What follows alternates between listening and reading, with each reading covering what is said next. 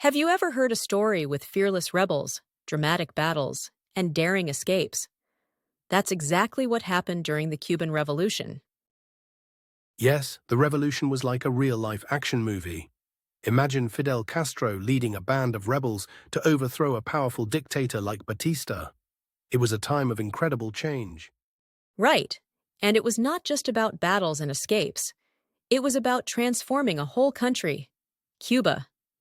The impact of this revolution was felt not only in Cuba, but across the world. Absolutely. Fidel and his rebels took on Batista's army. They fought hard and managed to win against all odds. Their success changed the political scene in Cuba forever.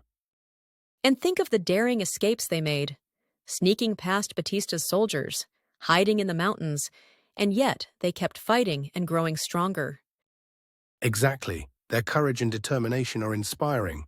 By winning this revolution, they didn't just change their government, they sent a message to the world about the power of people. All right, let's talk about how Batista first came to power in Cuba. In his early days, he was part of the Cuban military and later became president in 1940 through fair elections. Batista was actually seen as quite progressive at the time. He started some reforms, which made the people believe that he was really looking out for them. But you know how politics can be. It's not always as simple as it seems. Yes, exactly. Batista's early presidency seemed promising, but things took quite a turn later on. His biggest leap back into power was in 1952, and not through a regular election, but a military coup. He seized control, which meant he just took over without letting people vote. This move surprised many, and not in a good way. I remember reading that Batista's government, after seizing power again, got really tied up with organized crime. That just made everything worse for regular people. Corruption was everywhere, and people in power were looking out for their own interests rather than those of the public. And all these shady connections weren't the only problems. The economy started struggling, unemployment was high, and inequality was a massive issue too. It must have been hard for the average person to make a living when the economy was in such bad shape. And all of this just added fuel to the fire for those thinking of a revolution. Definitely. People were really frustrated with the situation, and Batista was pushing all the wrong buttons.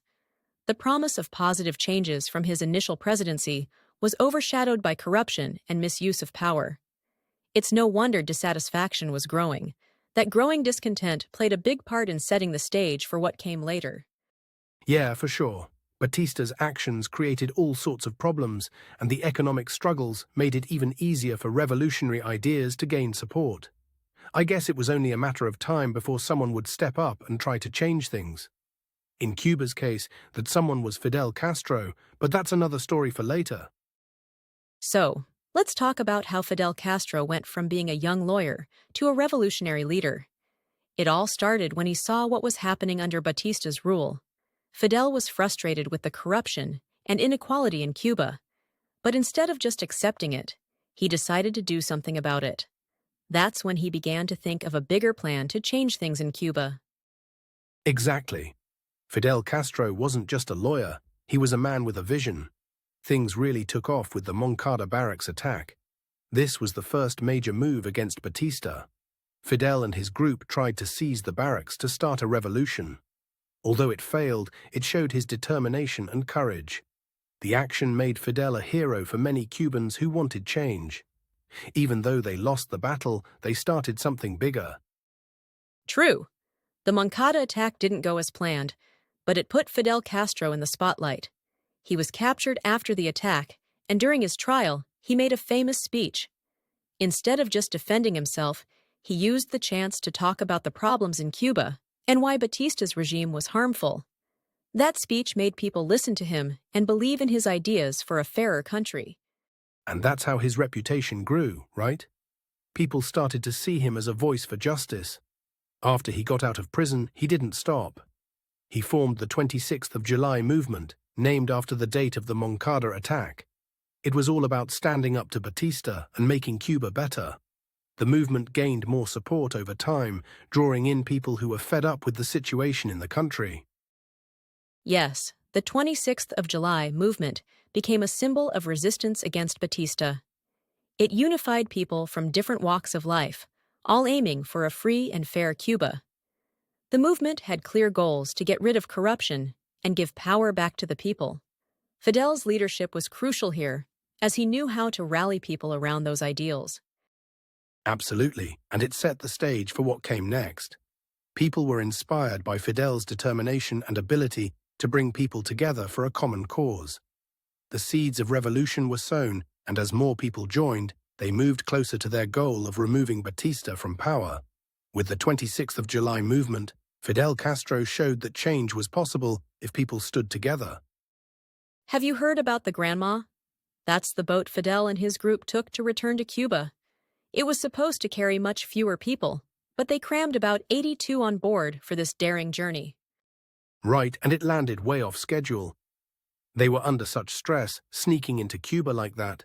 It must have been chaotic when they finally got to the Sierra Maestra. Those mountains became their refuge. The fight in those mountains was rough too. They used guerrilla tactics, striking quickly, and then vanishing into the thick forest. They were vastly outnumbered, but knew the terrain so well. That's true. The locals in Sierra Maestra were crucial, weren't they? They supported the rebels with food and information. Slowly, more people started seeing the rebels not just as fighters but as potential leaders. Absolutely, and they were clever. They even set up Radio Rebelde. It was amazing how they used it to communicate with the people and keep the revolution alive. Yes, broadcasting their victories and plans must have been a great morale booster for their supporters. It helped build their image as strong and organized, even when things went wrong. As their reputation grew, so did their alliances. People like Che Guevara got involved, bringing fresh ideas and energy to push their cause forward. Che was a formidable ally. He, along with the Castro brothers, turned those small guerrilla bands into a force that could challenge Batista's larger army. It was a masterstroke of strategy and patience. Have you ever thought about how a small group of rebels managed to bring down a whole government? That's exactly what happened during the Cuban Revolution. The key moment was Batista's fall. It all started with Operation Verano, where Batista tried to end the rebels by launching a big attack. But things didn't go as he planned. Castro and his men were ready, and they used their guerrilla tactics to resist Batista's forces. This was a huge failure for Batista. It was called the Summer Offensive, but the season wasn't on Batista's side. Yeah, Operation Verano was supposed to crush Castro's movement, but it did the opposite. The rebels, led by Castro, turned the tables in key battles. Take the Battle of Las Mercedes, for example. The Cuban army thought they'd trapped the rebels, but Castro managed to negotiate a ceasefire and escape. It was a brilliant move.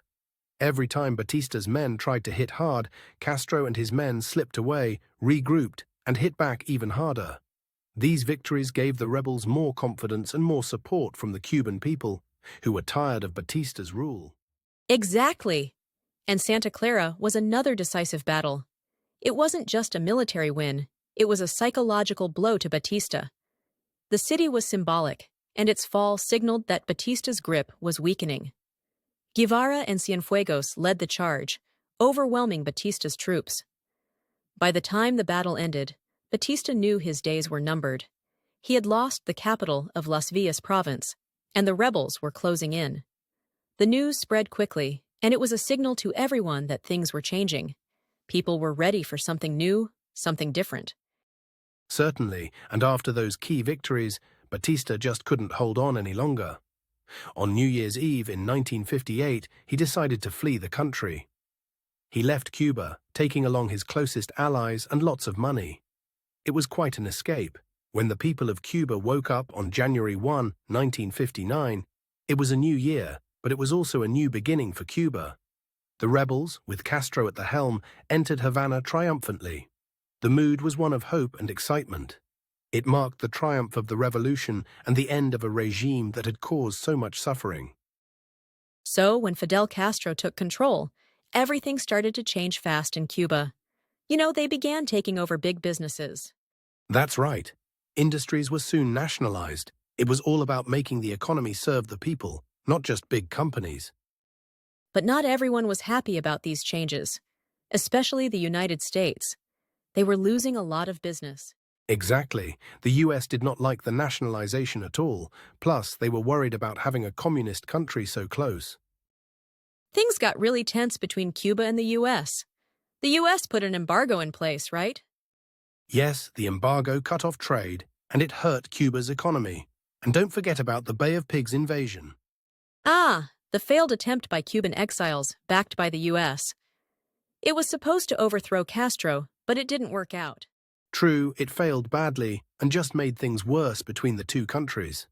Cuba ended up looking for other allies. That's when the Soviet Union stepped in, offering support to Cuba. It was a major move in the Cold War game. Yes, Cuba becoming allies with the Soviets was big. It brought new resources to Cuba, but also new troubles. This alliance had huge implications. Cuba became a key player in the Cold War, right? Absolutely. Cuba was used by the Soviets to keep the US in check. And for Cuba, it meant survival during tough times. It's fascinating how quickly Cuba went from a tiny island to a crucial point in the global Cold War context. Yes, and all because of the drastic changes that began with the revolution. It reshaped not just Cuba, but world politics. Have you thought about how the Cuban Revolution changed the world, even outside of Cuba? It's fascinating how Cuba's military activities began to spread their revolutionary ideas to other countries. They supported movements in Africa, Asia, and Latin America. It's like they wanted their own story to inspire others fighting for freedom. Absolutely, it's amazing how far their influence reached. Many countries saw Cuba as a role model in taking control of their own futures. But providing military help also had consequences. In some cases, it made things more complicated for those countries. True, and while they were trying to help other countries, many Cubans began leaving their own. The revolution led to many leaving Cuba in what we call the post-revolution exodus. Some left because they didn't agree with the changes, while others left because of the economic issues that arose. These waves of emigrants headed mostly to the United States. Yes, the Cuban community grew in places like Miami. Their leaving affected both Cuba and the US. The Cuban-American community became very involved in American discussions, making the connection between the two countries even more complex. These changes caused long-term effects on US-Cuba relations. The embargo is still a topic today. It shaped many political decisions and how the two countries interacted on the global stage. With changes in leadership over the years, there have been different attempts to fix these relations. Indeed, and even today, US-Cuba relations have been a subject of interest. Beyond the US, Cuba's story inspired many countries to stand up for what they believed in, whether it was against colonial rule or in pursuit of more equal societies. It's amazing to think about how one island's revolution could have such a broad ripple effect.